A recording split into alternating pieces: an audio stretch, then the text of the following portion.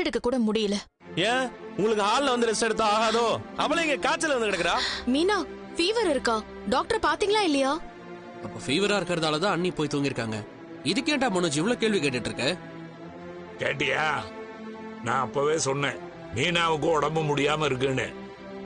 ஒத்து நீ டாக்டர் கிட்ட கூட்டிட்டு போக வேண்டியன. கூப்பிட்டேன்பா, இவ வரலன்னு சொல்லிட்டா. அதுக்கு தான் இந்த மாத்திரை வாங்கிட்டு வரலான்னு போனேன். நான் தான் மீனாவை உள்ள ரெஸ்ட் எடுன்னு சொல்லிட்டு போனேன். ஏன் வெளியில ரெஸ்ட் எடுத்தா ஆகாத அவளுக்கு? ஆண்டி பாவம், அவங்க ஃபீவரா இருக்குன்னு தானே தூங்கி இருக்காங்க. அதெல்லாம் இவளுக்கு சும்மா ஒரு சாக்குமா.